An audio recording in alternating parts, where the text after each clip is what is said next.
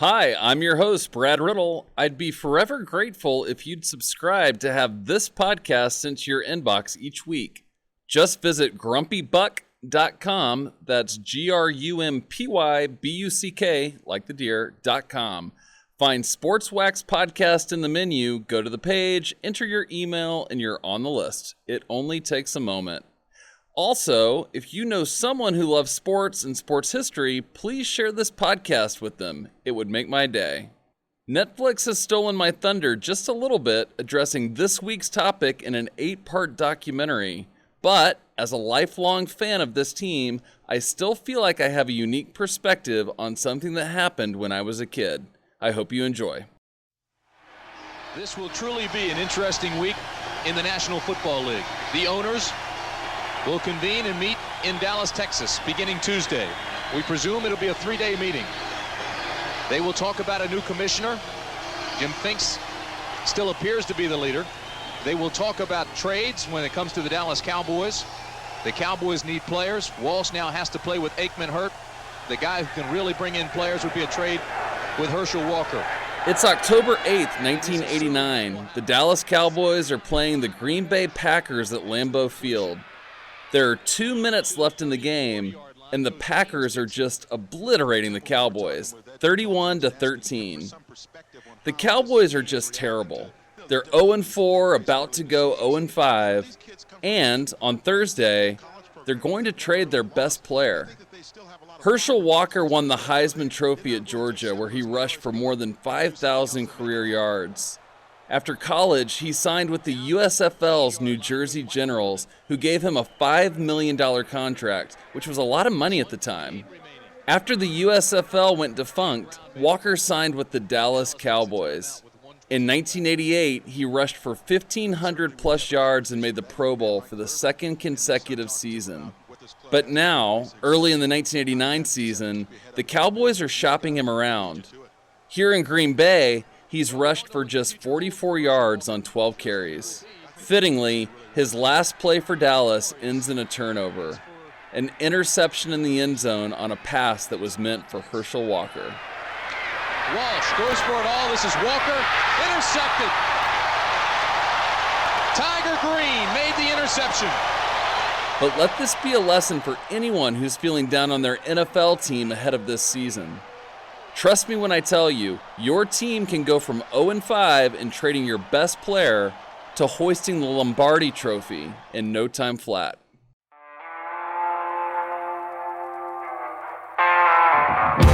This is Sports Wax, a weekly documentary where we explore sports stories from yesteryear, memories of players, coaches, and games that take us back in time. Welcome to episode 11. How about them Cowboys? In 1966, the Cowboys dazzled the Eastern Conference with their speed and went flat out to a title. From their ends and defensive backs to their linemen, the Cowboys terrorized the NFL with sheer speed. Major League Baseball has the Yankees. The NBA has the Boston Celtics. From the late 60s to the early 80s, the NFL had the Dallas Cowboys, the league's flagship franchise.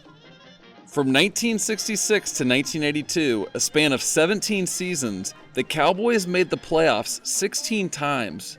They appeared in 12 conference title games. They advanced to 5 Super Bowls, and they won the Lombardi Trophy twice. Not once did they finish with a losing record. But it was more than the success on the field. The Cowboys became America's team, a band of football players who embodied the hope and prosperity of the frontier West. They were all swagger and oil money and bleach blonde cheerleaders dancing through yet another win. And the Cowboys won a lot. On 3rd and goal, Staubach. Touchdown, Mike Ditka. This is January 16th, 1972, Tulane Stadium, the old Sugar Bowl in New Orleans. This is the day the Cowboys win their first ever Super Bowl. As the clock winds down on a 24-3 victory over the Dolphins, the players lift the only coach the franchise has ever known onto their shoulders to carry him off the field. Within now only 5 seconds of the championship of the National Football League, winner of the Vince Lombardi Trophy, and the man they say is unemotional, Tom Landry, the only coach the Cowboys have ever had. Tom Landry, a most happy man, is carried off the field by his players. But by the late 1980s, moments in the sun, moments like this Super Bowl victory were looking pretty small in the rearview mirror. The Cowboys had gotten old in the mid-80s. They missed the playoffs and finished with losing records repeatedly. Tom Landry's offense, once innovative, looked dated as West Coast offenses and the run and shoot invaded the NFL. And the Cowboys' owner, Bum Bright, was facing serious financial issues. The announcement came on Saturday night. The Dallas Cowboys were being sold for an estimated $140 million, and with the new owner was coming a new head coach. Well, that means the end of the trail for the man who for 3 turbulent decades shaped what came to be called America's team. This is February 25th, 1989. Bum Bright has sold the team to an oil baron named Jerry Jones, who played on a national title football team at Arkansas in the 1960s. Jerry Jones' first order of business is firing Tom Landry, the first and only coach in Cowboys history. To replace him, Jones calls on one of his former Arkansas teammates, a guy who's become a pretty good coach in his own right. This is what you worked for all this time. We got 75,000, there's one in every seat, and they came here to see Hurricane football. Get after them on offense. Make sure it's a complete ball game today. If the Cowboys' traditional swagger felt like American West hope and prosperity, Jimmy Johnson brought a different energy. It was swagger no less, but more brash, South Beach style. And that swagger helped power the Miami Hurricanes to a national championship in 1987. That will do it. It's in the books now as the Hurricanes will win at 20-14. The Sooners powerless to stop the clock. And when Johnson took the top job with the Cowboys, he'd spent the last few years coaching and playing against the best college football players of that generation.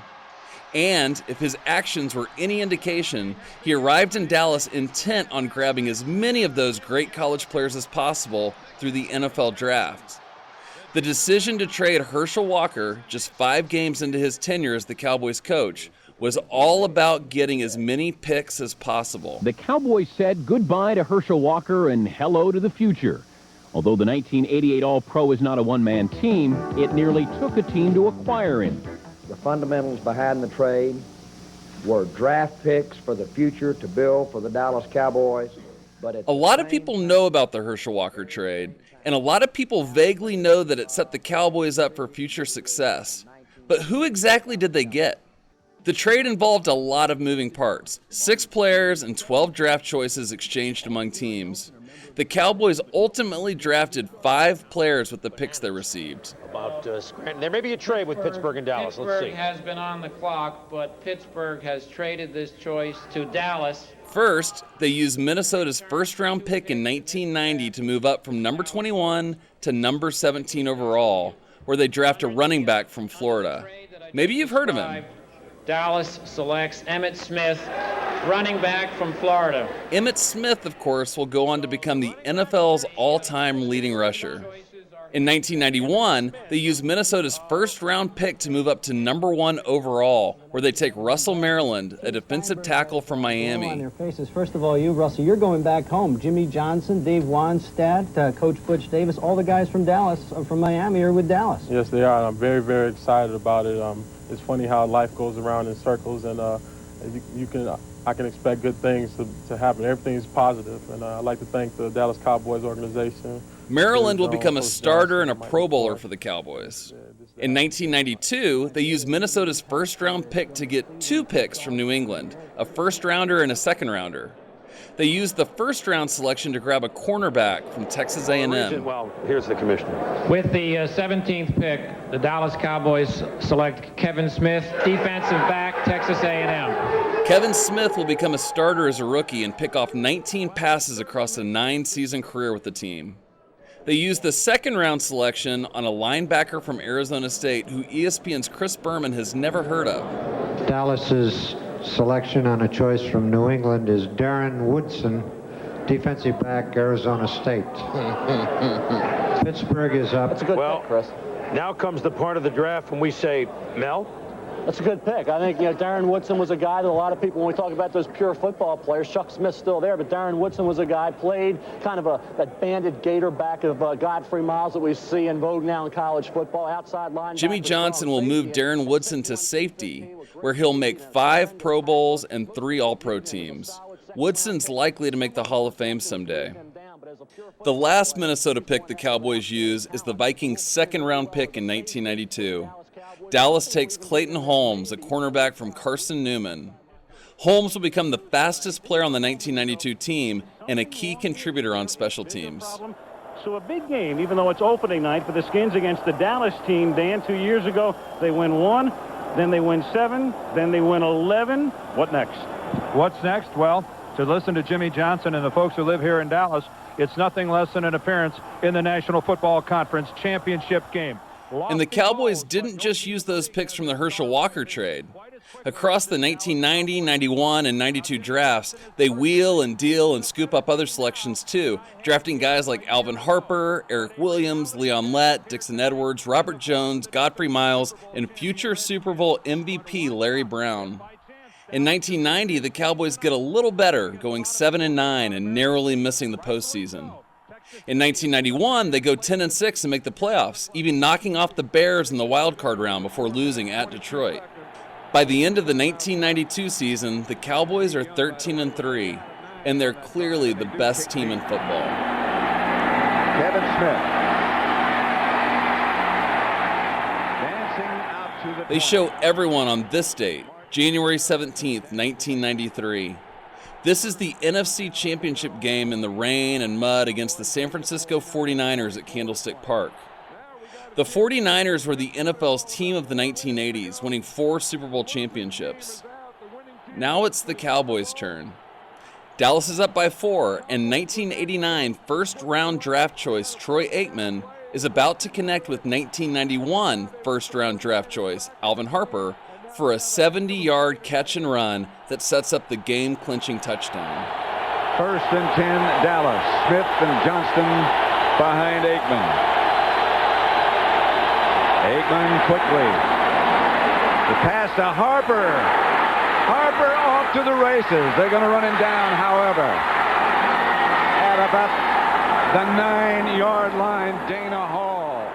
In the locker room after the game, Jimmy Johnson addresses the team that he built through the draft, and he utters these iconic words. Everybody, you did one hell of a job, and the only thing else I got to say is, how about them Cowboys? Yeah!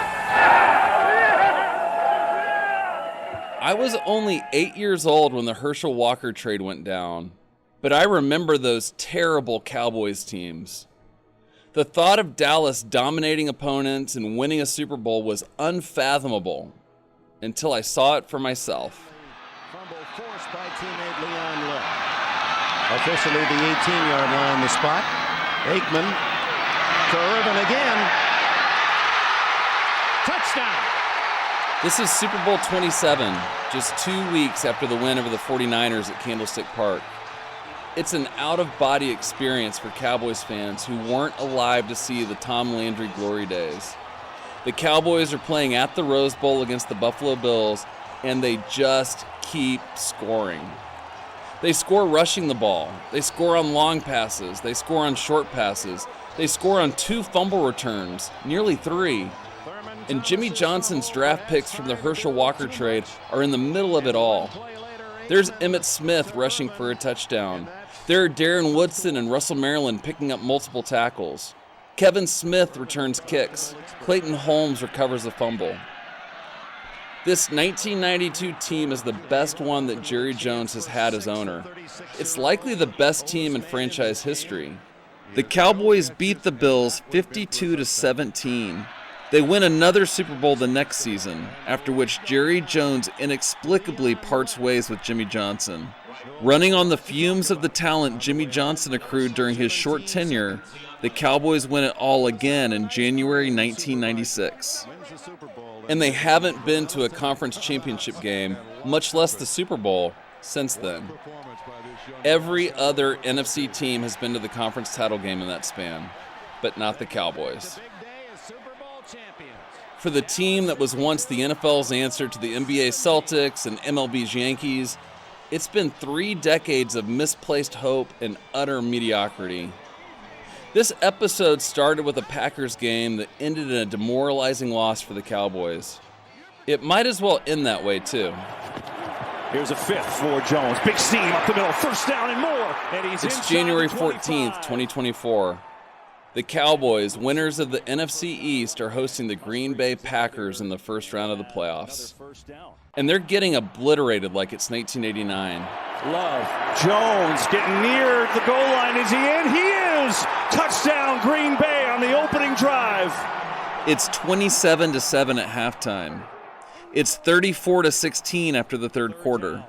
The final score makes the game look closer than it is, but the Packers score at will, just as easily as the Cowboys scored on the Bills in that Super Bowl in Pasadena. And the fans have kind of gotten used to it.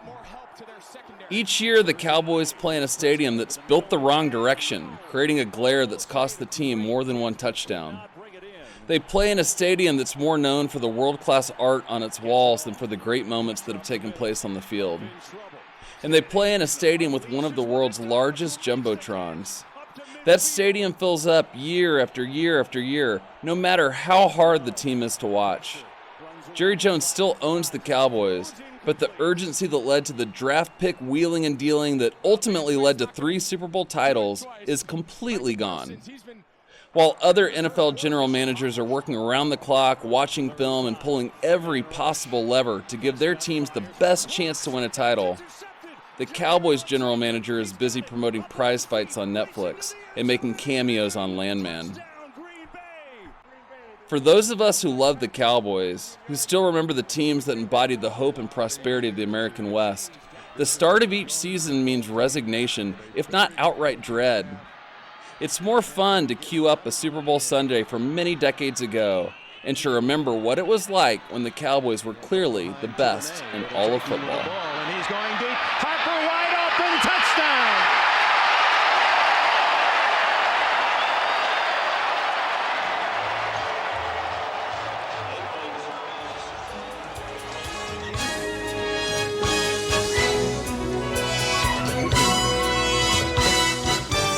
You've been listening to Sports Wax, a documentary series brought to you by GrumpyBuck.com, GrumpyBuck.com.